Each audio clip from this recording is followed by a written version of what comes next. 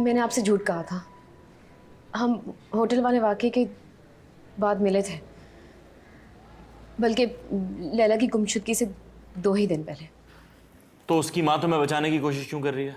वो क्यों पर्दा डाल रही है इसके ऊपर? क्योंकि वो सच कह रही है। मैं वाकई लैला के घर नहीं गई और जा भी नहीं सकती थी।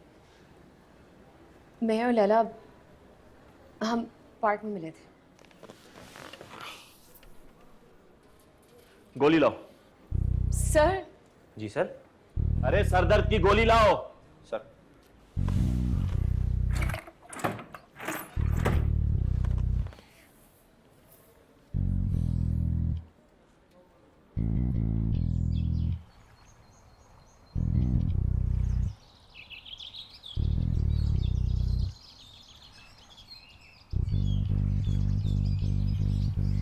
क्यों मिलना चाहती थी मुझसे?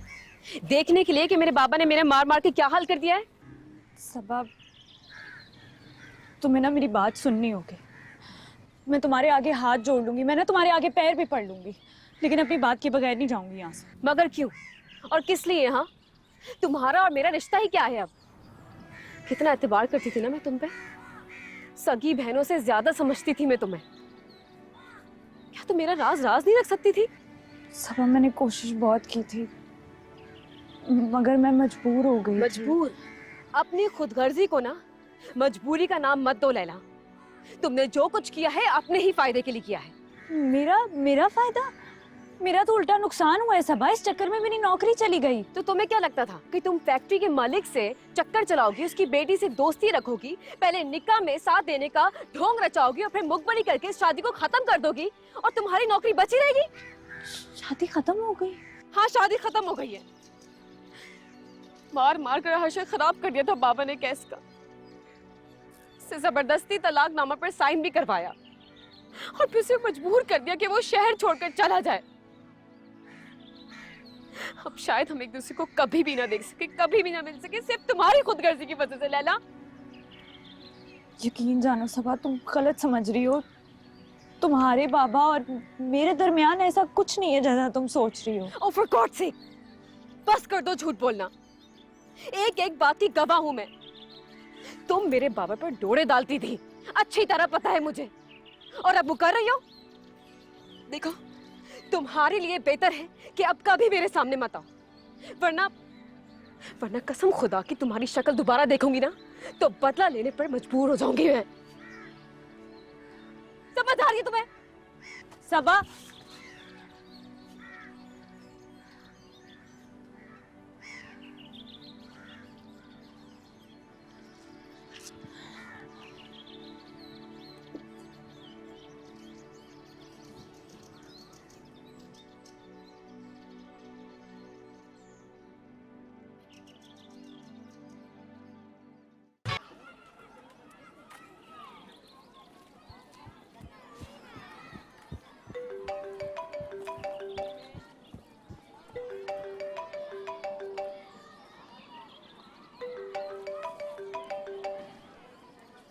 बोलो।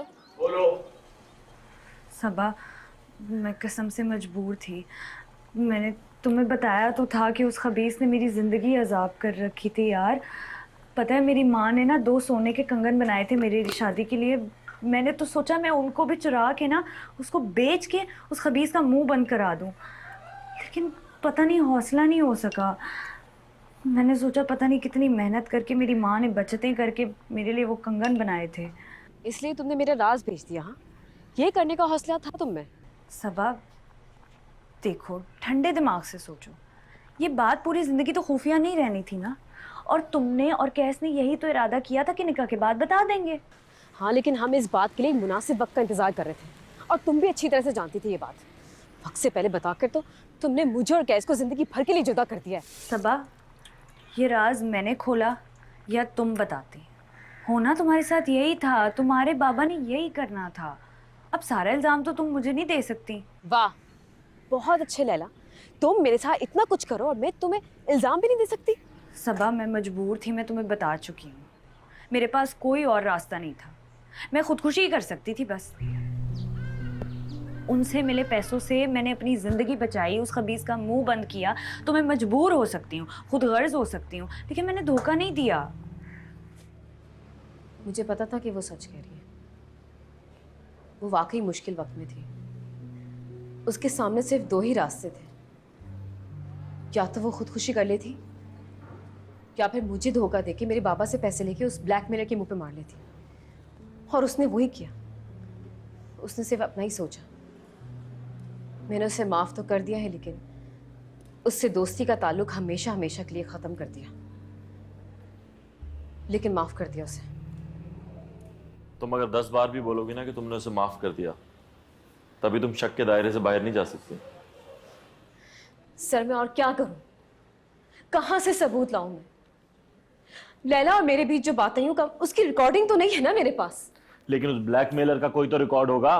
कौन था, कहां से आया था, क्या रिश्ता था उसका लैला से, उसके पास ऐसा क्या था जिससे वो ब्लैकमेल कर रहा था? मैं नहीं जानती।